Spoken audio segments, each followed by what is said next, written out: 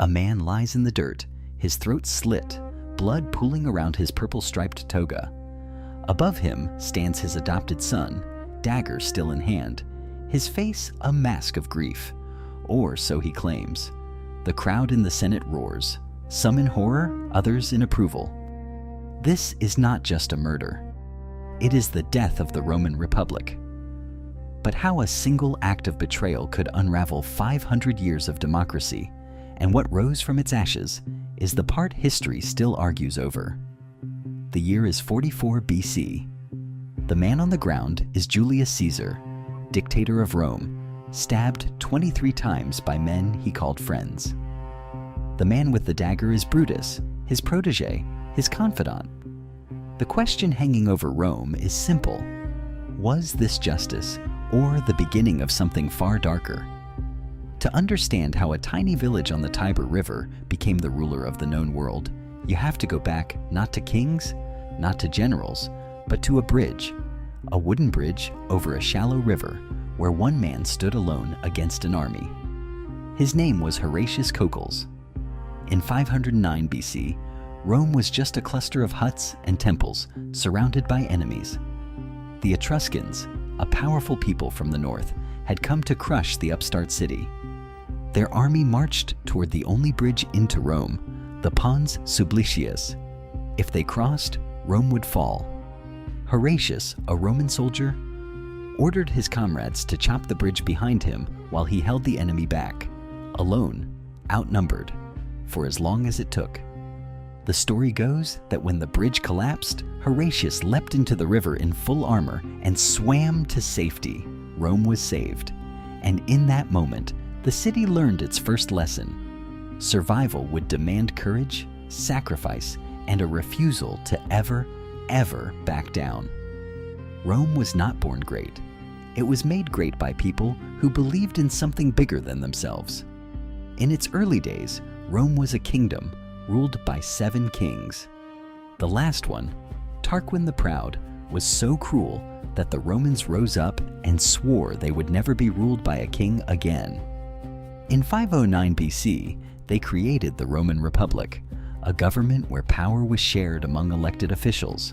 The Senate, a council of wealthy landowners, advised the consuls, 2 leaders elected each year. It was not perfect. Only the rich had a real voice, but it was a start. And for centuries, it worked. Rome expanded slowly at first. It fought wars with its neighbors, the Latins, the Samnites, the Greeks in southern Italy. Each victory brought new land, new resources, new people to join the Roman army. But in 264 BC, Rome faced its greatest challenge yet: Carthage, a wealthy city in North Africa with a navy that ruled the Mediterranean. The 2 powers clashed in the First Punic War, a brutal conflict that lasted 23 years. Rome had no navy to speak of, but it built one. Hundreds of ships, rowed by farmers and laborers who had never seen the sea. They lost battle after battle, but they kept fighting. In the end, Rome won, not because it was stronger, but because it refused to quit. Carthage was forced to surrender Sicily, its first overseas province. But the war was not over. In 218 BC, Hannibal, a Carthaginian general, marched an army, including war elephants, over the Alps and into Italy. For 15 years, he ravaged the Roman countryside, winning battle after battle. At Cannae in 216 BC, he surrounded and destroyed a Roman army twice the size of his own. 70,000 Romans died in a single day. It was one of the worst defeats in military history. Rome was on the brink of collapse, but instead of surrendering, the Senate appointed a dictator, Fabius Maximus, who avoided direct battles and wore Hannibal down with guerrilla tactics. Slowly, Rome rebuilt its armies. In 202 BC, at the Battle of Zama, a Roman general named Scipio Africanus defeated Hannibal and ended the war. Carthage was crushed. Rome was now the dominant power in the Mediterranean. But victory came at a cost. The wars had changed Rome. Soldiers who had fought for years returned home to find their farms ruined, their families in debt. Wealthy landowners bought up the land, creating vast estates worked by slaves captured in war. The gap between rich and poor grew wider. In 133 BC, a reformer named Tiberius Gracchus tried to fix the problem by redistributing land to the poor. The Senate, made up of the wealthy elite, saw this as a threat. They had him beaten to death with chairs. His brother Gaius tried the same reforms a decade later. He too was killed.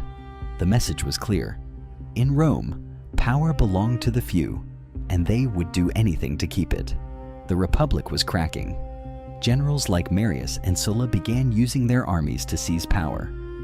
In 82 BC, Sulla marched on Rome itself, the first time a Roman general had ever turned his army against his own city. He declared himself dictator and executed thousands of his enemies. The Republic was supposed to prevent this kind of tyranny, but now it was happening in plain sight. Then came Julius Caesar, a brilliant general, a cunning politician, a man who understood the power of spectacle. In 59 BC, he formed an alliance with two other powerful men, Pompey and Crassus, known as the First Triumvirate. Together, they dominated Rome. Caesar conquered Gaul, modern-day France, in a 9-year campaign that made him rich and famous. But his success made him enemies. In 49 BC, the Senate ordered him to disband his army and return to Rome. Caesar knew that if he obeyed, he would be arrested and killed. So he did the unthinkable. He crossed the Rubicon River, the boundary between his province and Italy, with his army. The die was cast. Civil war began. Caesar defeated Pompey and his allies, becoming the most powerful man in Rome. In 44 BC, he declared himself dictator for life. The Senate was horrified. To them, Caesar was a king in all but name. On the Ides of March, March 15th, 60 senators gathered in the theater of Pompey. As Caesar entered, they surrounded him. One by one, they stabbed him. Brutus, his friend, delivered the final blow. The assassins believed they had saved the Republic. They were wrong. Caesar's death did not restore democracy. It plunged Rome into another civil war. His adopted son, Octavian, joined forces with Mark Antony and Lepidus to form the Second Triumvirate. Together, they hunted down Caesar's killers. At the Battle of Philippi in 42 BC, Brutus and his allies were defeated. Brutus fell on his sword. The Republic was dead, but Octavian and Antony soon turned on each other. In 31 BC, at the Battle of Actium, Octavian's fleet destroyed Antony and Cleopatra's forces. Both committed suicide. Octavian was now the sole ruler of Rome. In 27 BC, he took a new name, Augustus, the revered one. He called himself Princeps, first citizen, but everyone knew the truth. Rome was an empire, and Augustus was its first emperor. Under Augustus, Rome entered a golden age. The empire stretched from Britain to Egypt, from Spain to Syria. Roads connected every corner of the realm. Aqueducts brought fresh water to cities. The Colosseum, the Pantheon, the Forum, monuments that still stand today, were built during this time. But the empire was not just bricks and marble. It was an idea that Rome brought order, law, and civilization to the world. The Pax Romana, the Roman peace, lasted for 200 years. For the first time in history, millions of people lived under a single stable government. But empires do not last forever. After Augustus, some emperors were wise, like Marcus Aurelius, who ruled with justice and wrote philosophy in his spare time. Others were monsters, like Nero, who may have fiddled while Rome burned, or Caligula, who declared war on the sea and ordered his soldiers to stab the waves. By the 3rd century AD, the empire was in crisis. Emperors were assassinated in rapid succession. Barbarian tribes invaded from the north. The economy collapsed. The empire split in two: the Western Empire, based in Rome, and the Eastern Empire, based in Constantinople. In the West, things grew worse. In 410 AD, the Visigoths, a Germanic tribe, sacked Rome itself. The city that had ruled the world was looted by invaders. The last Western Roman emperor, a boy named Romulus Augustulus, was deposed in 476 AD. The empire in the west was gone, but in the east, the empire lived on. Constantinople, founded by the Emperor Constantine in 330 AD, became the new heart of Rome.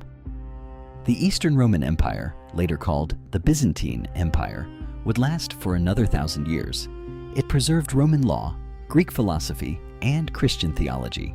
When Constantinople finally fell to the Ottomans in 1453, its scholars fled to Italy, bringing with them a knowledge that would spark the Renaissance.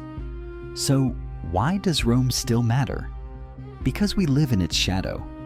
Our governments, our laws, our languages, our architecture, all bear the mark of Rome.